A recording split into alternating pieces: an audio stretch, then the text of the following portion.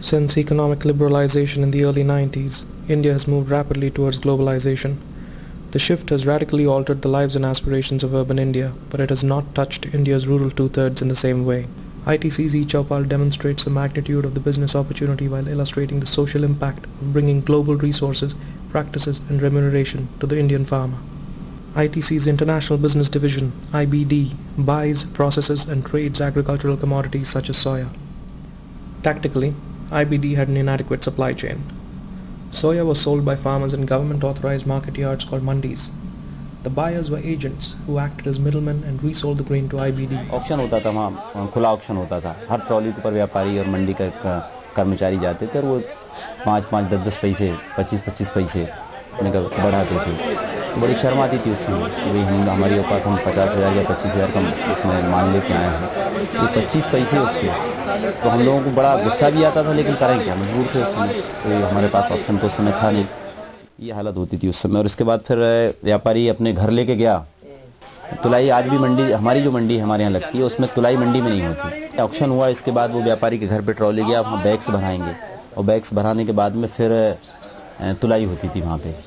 उसका हाँ कॉस्ट 3 रुपये जो लगती है वो किसान को देनी पड़ती थी. इसके बाद फिर मैनुअल कांटे पे तुलाई हो रही है. तो वो अब एक बोरी तोल रहे हैं. निश्चित तौर पे 1 किलो या 1.5 किलो 2 किलो पर क्विंटल का डिफरेंस तो आई. हम लोग अगर तौल के भी ले जाएं तो भी अगर एक ट्रॉली पे अगर 2 टन हम लेके गए तो गिरी हालत में 20 किलो का डिफरेंस आना है उसमें कम वो तुलाई में.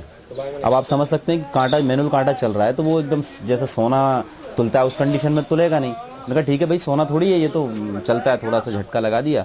और बड़े परफेक्ट होते हैं हम माल, जो तुलावटी जो जिनको कहते हैं, तो थोड़ा सा झटका लगाया. अब हाँ तो भीड़ लग रही है, 25 ट्रॉलियाँ खड़ी हैं. तो किसान सोच रहा है जितनी जल्दी फुर्सत हो चलता बने. तो इस तरह किसान को बहुत नुकसान होता था. तुलाई हो गई, इसके बाद पैसे के लिए बैठा है. 20,000 का माल हुआ, ये 5,000 रुपये ले जा, 8 दिन बाद आके ले जाना बाकी पैसा. ऐसे होता ही आज भी ये हो रहा है. ऐसा नहीं आज भी ऐसा हो रहा है. ये हालत होती थी पहले. The first leg of the solution is the E-Chowpal, a web-connected PC run by a local farmer called the Sanchalak. Here farmers can access the IBD rate along with the going rates at several nearby mandis, thus eliminating information asymmetry and allowing the farmer an empowered choice. The second leg of the solution is the IBD processing center, where the farmer delivers his produce. इससे master test हो जाता है, उस हिसाब से भाव तय करके हम लोग एक पर्ची यहाँ से सैंपल लेके किसान यहाँ आएंगे और यहाँ से वो पर्ची हम लोग इसमें टेस्ट करके तो वहाँ कोई परेशानी नहीं है. मैनुअल कांटा है, इलेक्ट्रॉनिक तौल कांटे पे तुलाई होती है. एकदम पूरा तुलाई हो गया, पूरा ट्रॉली खाली हो गया, पूरा पैसा किसान ने लिया. मुश्किल से पूरे प्रोसेसिंग में 1 घंटा ज़्यादा से ज़्यादा किसान का खर्च होता है. अच्छा, कैसे क्वेश्चन आते हैं फार्मर से ज़्यादातर तो आज वेदर के और रेट का ज़्यादा रहता है.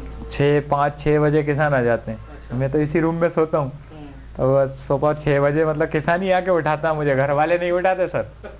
मजाक नहीं कर रहा हूँ मैं, किसान ही आएगा. अरे यार भैया तुम सो रहा है, ये गेहूँ देखना है. इसी में मैं जो है मैक्सिमम टाइम मेरा एक तो सीबोर्ड की रिपोर्ट देखता हूँ मैं, एग्रीवाच का कुछ किसान वाच, ये शिकागो बोर्ड ऑफ ट्रेड जो है, डेली देखने से उसका एक आइडिया मालूम पड़ता है फ्यूचर ट्रेंड क्या हो सकता है मार्केट का.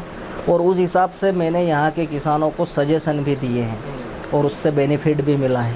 ये किसान है, ये अपना माल 1,000 में बेचने के लिए तैयार थे, इनको रोक दिया हमने कि भैया अभी माल अभी बेचना नहीं अपने को. वही माल इनका 1,300 रुपये में बिका कुछ दिनों बाद ही. मैंने पीपल रवा में कम से कम 10 लाख रुपए का बेनिफिट करवाया है केवल सजेशन दे के.